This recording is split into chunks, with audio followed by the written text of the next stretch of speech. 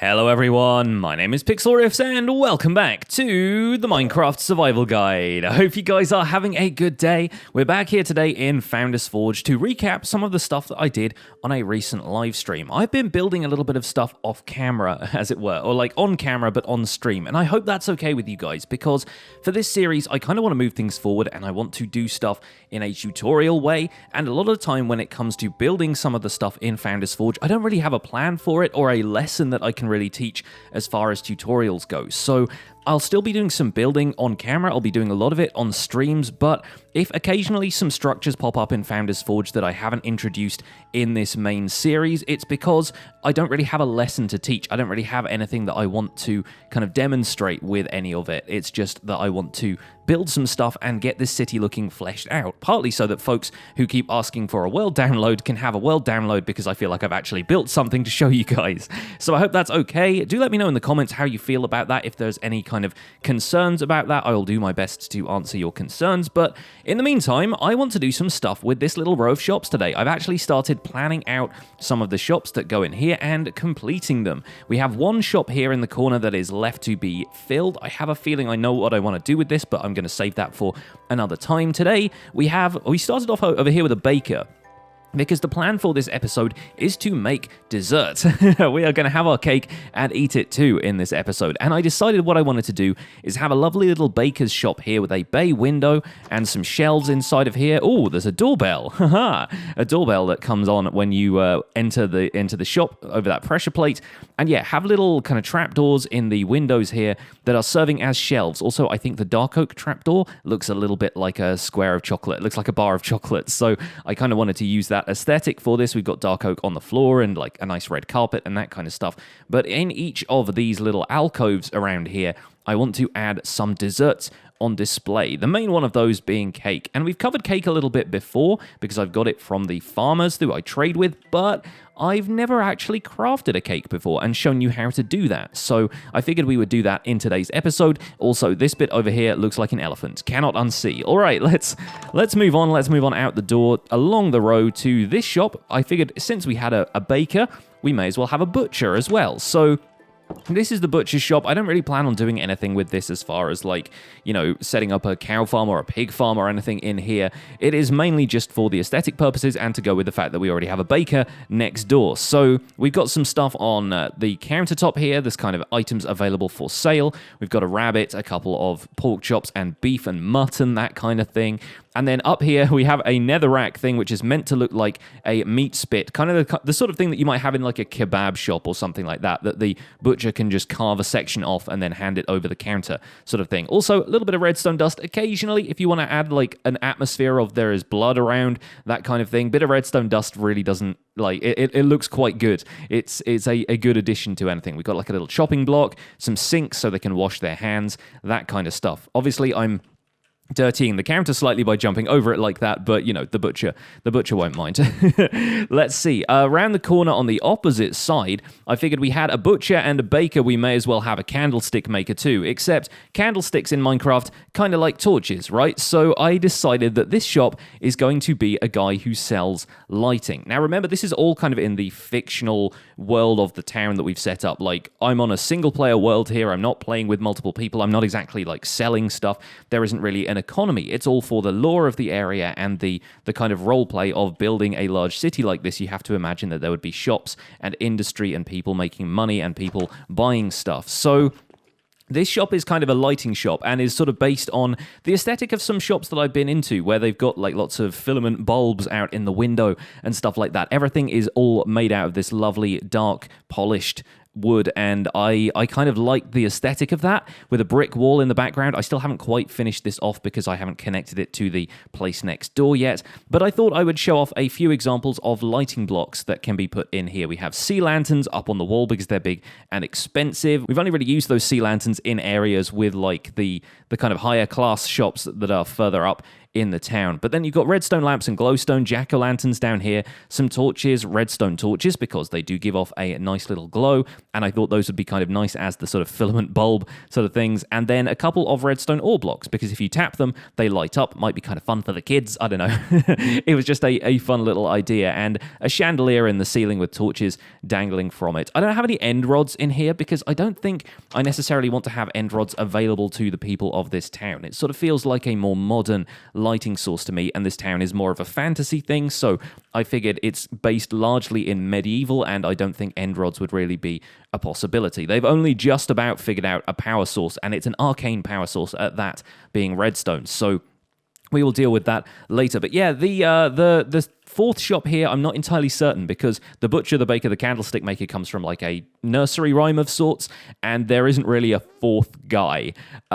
So I don't know what we're going to do here. I think maybe what I want to do is, because we've got a florist around the corner over there, maybe I want this one to be somebody who sells like house plants and bushes and stuff like that, perhaps. It's kind of like a home decor section over here with lighting, and then with organic stuff in here, and then on the opposite side is where you get your food, right? This is just going to be the commercial quarter of the town anyway, so whatever I put there, it's going to be a shop of some kind, and these places are smaller. I've actually headed up to the roof, or not the roof, but the kind of attic space of the Blacksmith's Guild here, which still doesn't have a huge amount of stuff built in it, but I'm going to work on interiors and stuff on live streams as well. But if we ender pearl up here, you can actually see the perspective that I'm working with from these windows up here. You can still see out over the rooftops of the town to the ravine where people are going to be working, using the tools that they've like commissioned from the Blacksmith's Guild here. So the idea that I wanted in the first place when I was building this thing, of having these windows that could look out over the rooftops of most of the town,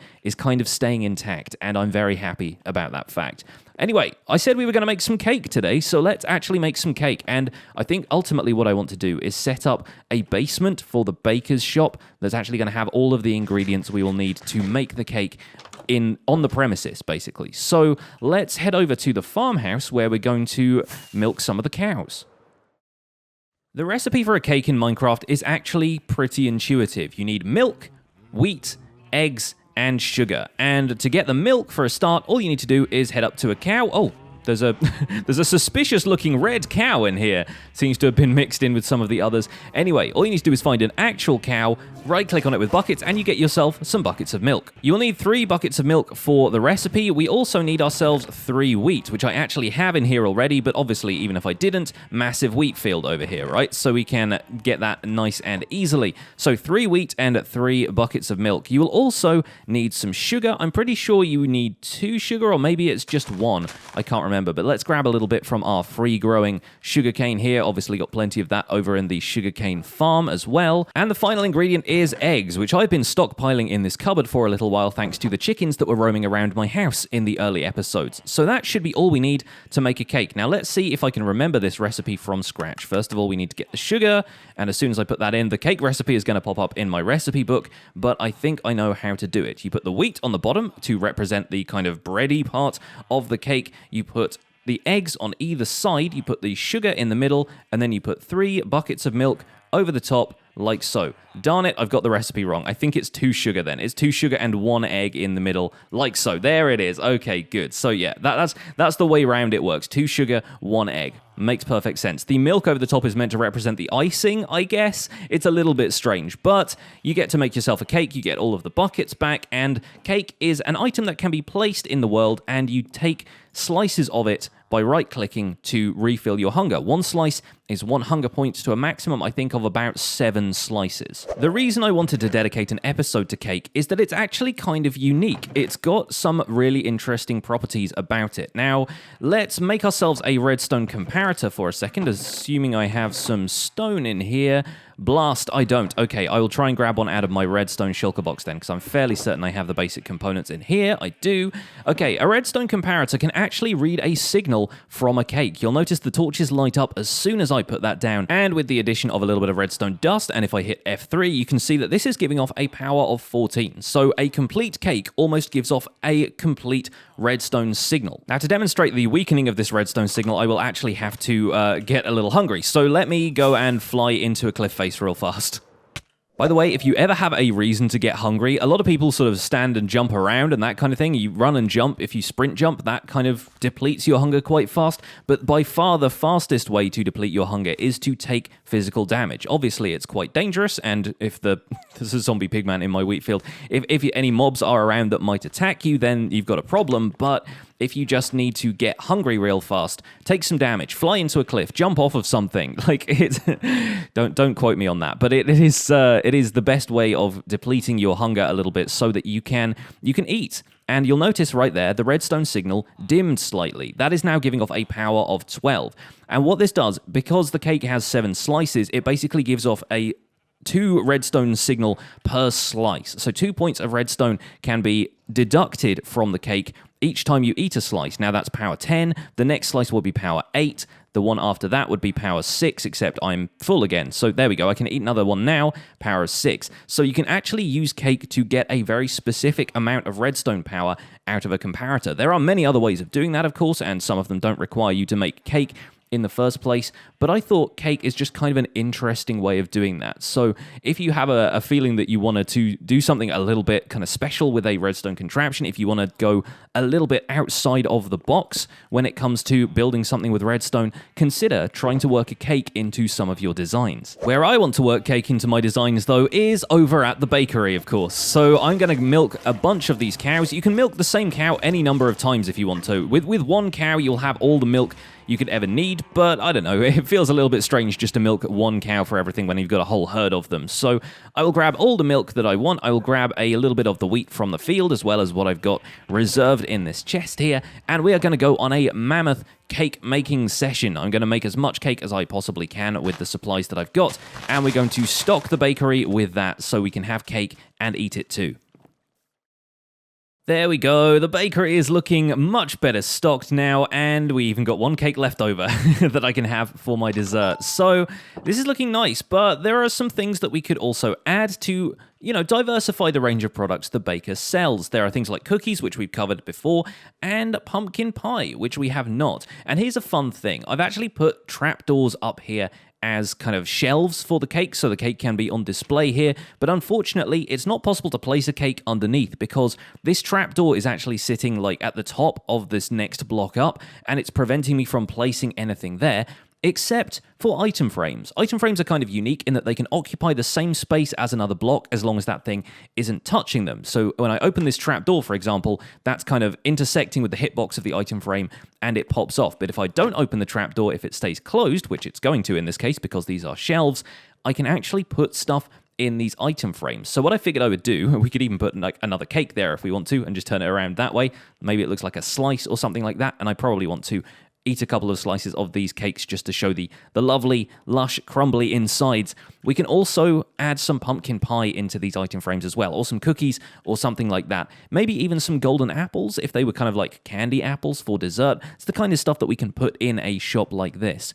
I do need to do a little bit more work on this shop as regards the interior, as regards the attic in particular, because there is a space up there that could be used as a little premises if the baker actually lives here. And I do want to put a trapdoor that leads down to a basement level where we could have ovens and the cake production facilities, maybe even a cow and a chicken providing us with the milk and eggs that we need. But for the most part, I like the fact that this shop exists. I like the fact that we've got a nice little business in here that actually feels like it's doing some stuff. And that painting on the back wall is of Donkey Kong, which is a little bit strange, but I just thought it looked like one of those tiered cake display stands if you don't like look at it too closely or if you don't recognize what Donkey Kong is. So I feel like that would be kind of a perfect painting to have in the shop. So let's talk about pumpkin pie for a second. The ingredients for pumpkin pie are more or less the same as cake, but you don't need wheat and you don't need milk. Instead, you need sugar, eggs, and pumpkin. And it just so happens that I have a lot of pumpkin laying around right now. The Industrial District Pumpkin Farm has been churning out pumpkins, and I haven't done a great deal of trading lately, so yeah, we can basically take as much pumpkin as we want from this and convert it into pumpkin pie. Pumpkin pie is another one of those foods that you don't tend to see all that often in Minecraft, but it's kind of a nice thing to have on occasion. And if we convert all of this sugar into sugar. We convert all of the sugar cane into sugar. And then if we have a couple of eggs left over in the cupboard, which I think we should, although I really need to get on a chicken farm at some point because we're not actually, technically speaking, farming chickens around here. We just had a lot of them in the house for a while. There we go. We can make ourselves a decent batch of pumpkin pie. Just pop that in a crafting interface, and all it is the 3 ingredients side by side, get a 1-for-1 kind of ratio here, and I've got 16 pumpkin pie just like that. Not bad, not bad. I'll have to figure out a way of farming eggs. That's definitely going to be the next thing. But farming eggs is quite simple. If you've got a chicken, all you need to do is put that chicken over a hopper, have the hopper feed into a chest, and you have yourselves a pretty decent egg farm. It's going to take a little while, but the more chickens you add in there, of course, the more eggs you're going to get. But with a few item frames dotted around the shop, it's weird rotation. Okay, sure. Let's go with that, and let's have a pumpkin pie facing that way as well. Lovely. It's not quite as dynamic as the cake because they don't just stand out, but it's not possible to place pumpkin pie on the counter the same way you can with a cake. So I figure, yeah, we might as well just have them sat there in item frames looking enticing. I've even got some cookies in here left over from the trading with the farmers, but you know what? This makes me think, I wonder if we need to eat some of these for this advancement, because I've only eaten 14 of the 36 available food items in the game, and it says even if it's not good for you, so that includes stuff that you can eat that you shouldn't eat, like spider eyes or pufferfish, which will give you poison effects and nausea. I think we probably need to work on that. Now, I definitely haven't eaten a pumpkin pie before because I'm pretty sure it's something I've never crafted. So let's see, we've got 14 so far. Let's check that we've added pumpkin pie to that list. What? How have I eaten a pumpkin pie before? Maybe I traded one from a farmer. That's strange. Anyway, I guess we just got that one for free. Never mind, we'll put the cookies in the shop. Now, I was thinking about other stuff that we could add in there, but there's not really a great deal of sweet foods in the game when you think about it. There's not really a lot of dessert options. We have stuff like apples. Like I said, I can make a couple of golden apples with some of the gold that we have. Now that we're farming gold in the nether, it's, you know, a safe bet that we could probably make a couple of golden apples. I even have a couple of golden apples lying around, which I might as well use because I'm not using them for anything else right now. But as far as sweet stuff, I mean, we've got apples, we've got melons, but I feel like I should probably include those in some sort of like greengrocer's stand. And like, why have I not made a fruit stand in the marketplace yet? Like a fruit and veg stall seems like a really obvious thing to do. So maybe we'll put a couple of melons together. We'll bring the carrots and a couple of potatoes as well. That seems like a good idea to me. And bread, of course, the baker would make some bread. Oh, of course. Why didn't I think of that to begin with? They can't just be a dessert baker. They've got to bake some of the real stuff as well. Okay, that's making me feel a little bit better. I was worried that this was just going to be a cake shop and nothing else. I mean, there's a patisserie, potentially. It could be a patisserie, but I feel like, yeah, a baker, a general purpose baker seems like a good idea, and we can put some bread up there in the item frames as well. So I've added in a few more desserts into the baker's shop. We've got cookies, golden apples, and some bread up there on the wall as well. That kind of fills out the complement of stuff that the baker could make. But over here, this spare market stall, which I wasn't entirely sure what it was going to sell, this can probably be our fruit and veg stand, and that's nice and easy to decorate. All we need to do is throw a few pumpkins and melons down in here, have a couple of carrots and potatoes in item frames around the place, maybe a chest for some other wares. That kind of designs itself really at this stage. There we go, not bad. And this could even be kind of like the farm shop for the farmer who lives over there in the farmhouse that we've been using as our base for a little while. So we've got some hay bales up in here.